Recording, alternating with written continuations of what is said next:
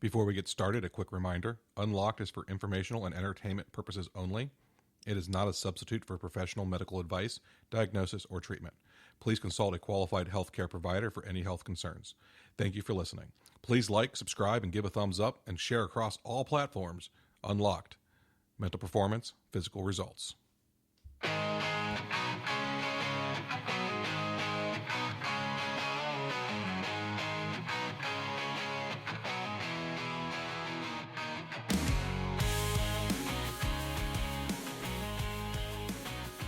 Welcome to Unlocked, where we're going to talk about how mental performance affects physical results. I'm Coach Eric. I had a great idea for today. I had a game plan. I got it all ready and set. I thought it was going to be real creative and interesting. And I promise I'm going to do that episode in the future. But instead of kicking it off that way, I'm going to take it a different direction. And I'm not going to make the mistake of making this a real boring episode where I'm going to really dive deep into the tools of mental performance. Those things are coming as well. No, I'm going to share a story with you, and I'm going to tell you about a mental performance thing in my past that really stood out to me as a great example of something we can learn from and we can work towards. Now, many years ago, I'm talking 2010 through 2015, I spent a lot of time working with mixed martial arts fighters, primarily at the low level. We're talking amateur, pro-am, regional professionals, and they're in a combat sport arena where things are really, really difficult, both mentally and physically. And hey, you know what that means? Also emotionally. So it takes a lot to get yourself up and ready to fight. So I'm working with these fighters, and I've got one guy I work with. His name's Chris, and he is really, really, really talented young man, fresh off of a quality Division I wrestling career, and has a passion for the sport. He wants to stay in combat sports, and he starts to study Muay Thai. He starts to study Jiu-Jitsu, and he's really working towards being a professional fighter. And one of the guys he trains with on and off ends up going on to a long UFC career, and Chris had all the tools to get there, all the tools to be that guy. And he was so passionate. And when I say passionate, I don't just mean about his own fighting, but I mean about the training. I mean about the other guys in the gym's training. You came to the cage and you'd been there for 2 weeks and some slum promoter got you a fight and you're not ready for it at all. Well, first, I would try to talk you out of it. I'd be like, look, man, train here for months, maybe years, then start getting punched in the face. But some guys, they just got to get in there and get it out of their system, right? So you take a guy like Chris, who's a high-level combatant, a guy who's wrestled at the top levels and collegiately, and he'd be right there with them, passionately rooting for them in their corner, working hard to help turn that first experience in cage fighting into a success, win or lose, because he understood that in MMA, a chokehold, a right hook, anything can end your day, even if you've done everything right. It's a really difficult sport in that way. So he was always fully bought into those things. Now, the thing about sports is that, like any other path in life, if you want to be the best, you have to be focused, you have to be completely dedicated to that task. And usually that means to the excessive amount to where you neglect other aspects of your personality, other aspects of your life. That doesn't mean it isn't worth it. But let's face it, if you're playing Division I and it's, say, baseball, right? You don't get to take the fall off. As a freshman, you're not going back to your high school girlfriend's homecoming. You're not going back to see your parents every weekend because you have to train. You can't go out drinking every Friday night because you have to train. You have to dedicate yourself to the task, and you have to keep your grades up. So not only do you have to go to practice in the morning, early hours, not only do you have to find time to hit the weight room on your schedule, but you also have to attend class and you have to keep your grades up, because if you don't, you're out, right? So it takes a special amount of dedication to make it. And in a sport like MMA, you have to be mentally tough, you have to be physically tough, and you have to be resilient because you're going to get beat up. It's going to happen. Look, I took a little training in it. I was never a fighter. And I can tell you it never would have been for me, because even though there would have been opportunities for me while I was still in the prime of my life to go do some amateur stuff and have a little fun, I didn't like getting punched in the mouth, and I certainly didn't like getting choked. And if I rolled around with a dude like Chris, he made it very clear where I stood in those regards. So I never foolishly stepped in there to do anything other than to spar with the other extremely casual guys just like me, right? So you have to know where you stand in these things, and you have to accept that, and you have to focus on that, and you have to work through it. Now, if you want to be the best, you have to get past the limitations created by your biases and by your other investments. So if you love your mama and you love your city and you love your girlfriend and you want to start a family, it becomes very difficult to shed those anchors when you're trying to rise and go, if where you need to go is not where you are. So if you live in a town where you can't train to do what you need to do and you have an opportunity to go, are you willing to go? Are you willing to sacrifice? Are you willing to burn the midnight oil? Are you willing to give up going back to senior prom with a girlfriend while you're a freshman in college because you play on the baseball team, spring season is taken up? Those are the kind of sacrifices you have to be willing to make as you progress in sports. So back to Chris, where does that come in with all of this? Well, I was with him at a fight up in Atlantic City at the Tropicana. He's fighting at the Trop, and I mean, this is so much fun. And he's fighting against a big dude, strong dude. And Chris is piecing him up. I mean, he's piecing him up.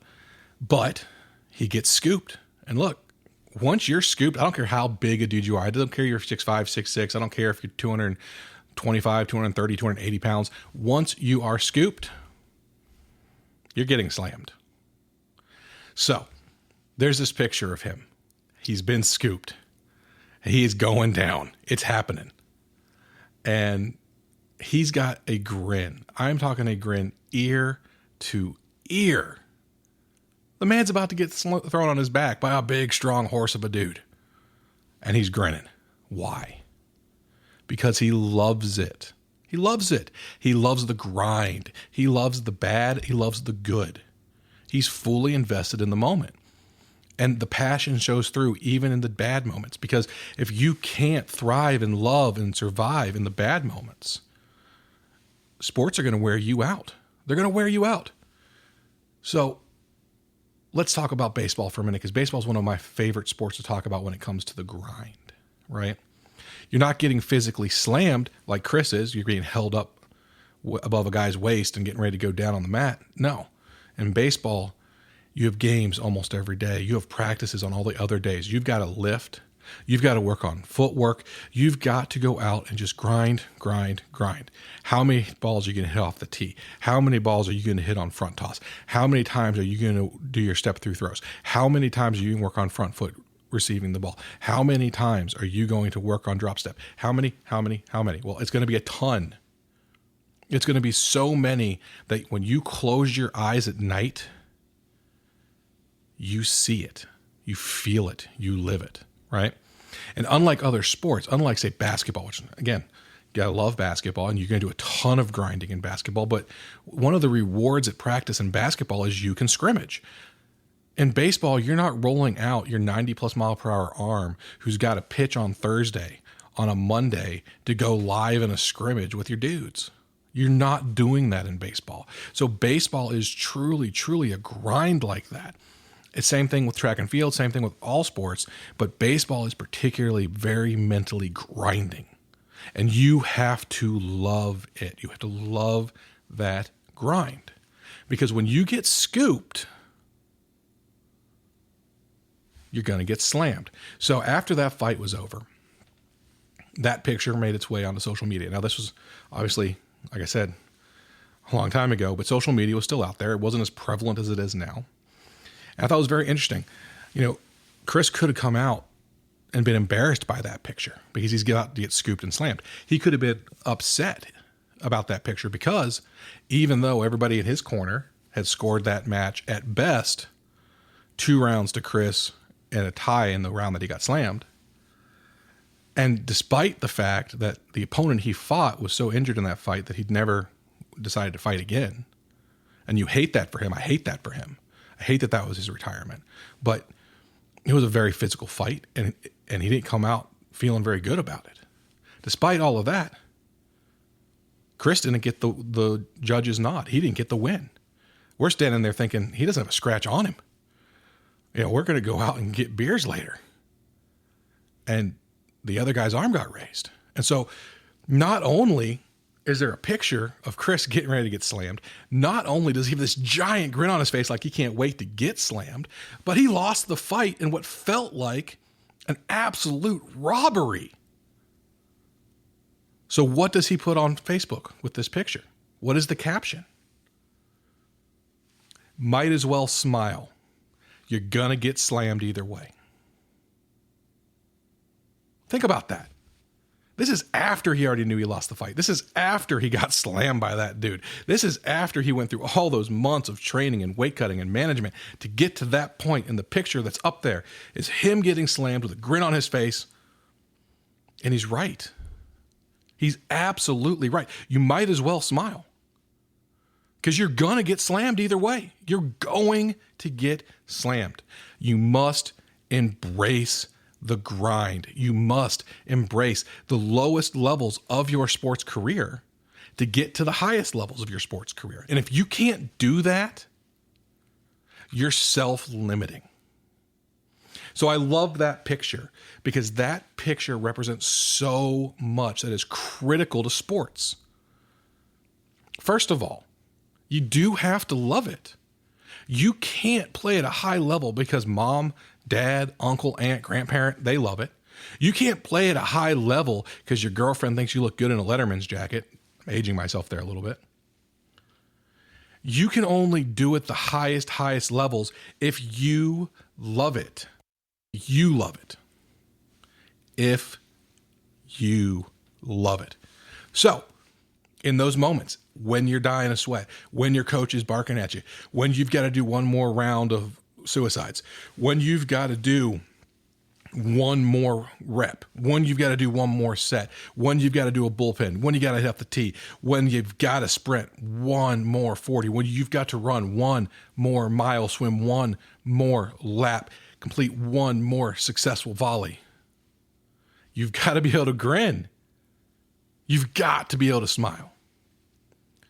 That resilience, that mental fortitude, that willingness and ability to bounce back even in those dark moments is critical to long-term success.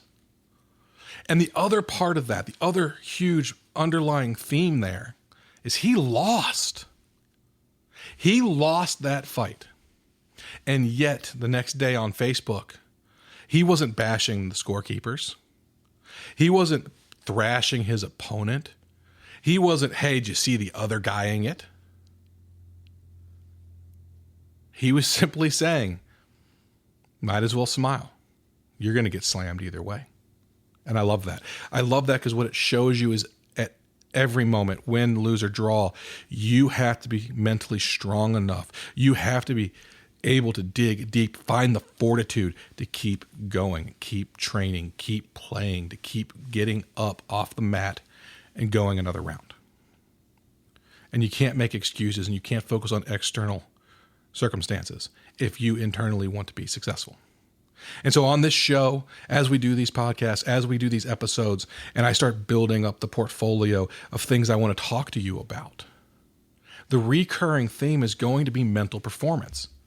Because how you perform mentally has so incredibly much to do with how you perform physically. Think about it.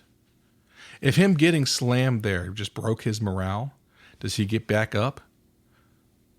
Of course not. If you let a gloomy or bad mood get in your way, you're going to be more likely to strike out or get a hit. If you're not confident enough as you climb into the blocks, what are the chances you clear that first hurdle instead of catching your toe? Because you know that your preparedness for running this race, your preparedness for competing at the highest level, it starts between your ears. Yes, you've got to be properly hydrated. You've got to be properly fueled. You need to be toned. You need to be practiced. You need to be stretched. But if you're not focused, if you're not confident, when they raise that starting gun, you're not getting out of the blocks fast. You're not going to finish fast. Your body is going to perform lethargic if your brain performs lethargic. If your body is distracted, it's because your brain is distracted. That is your command center. You know it, and I know it. So for every competition you're in life and in sports, your mental performance is going to have direct physical results. I know. Whew. That was a lot. But I appreciate you sticking with it. I know that together you're going to learn how to keep grinning and grinding. I'm Coach Eric. This has been Unlocked Mental Performance, Physical Results. Thumbs up, share us, like us, make sure you comment, shoot an email, visit us. Let's get involved in getting you better.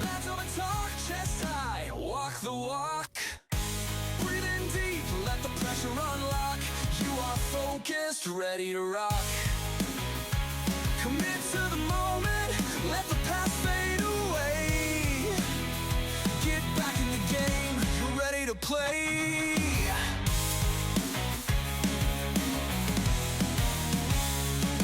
Sun shining bright, he's feeling the heat. With every deep breath, he's back on his feet. Visualizing success, he's got a new plan. With the tools from Play Big, he's a brand new man. He knows it's a journey, not just a quick fix. With patience and practice, he'll find his own mix. Act, take a swing, let the back of the talk. Chest high, walk the walk. Breathe in deep, let the pressure unlock. You are focused, ready to rock. Commit to the moment, let the past fade away. Get back in the game, ready to play.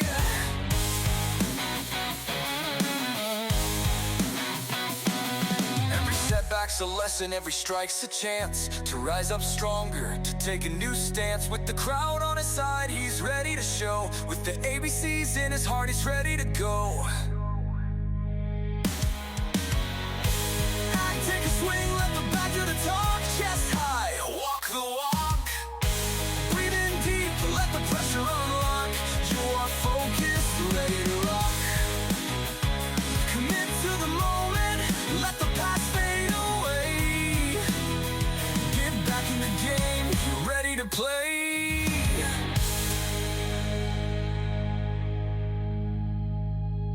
So here's to the slumps, the struggles we face. With courage and commitment, we'll find our own place.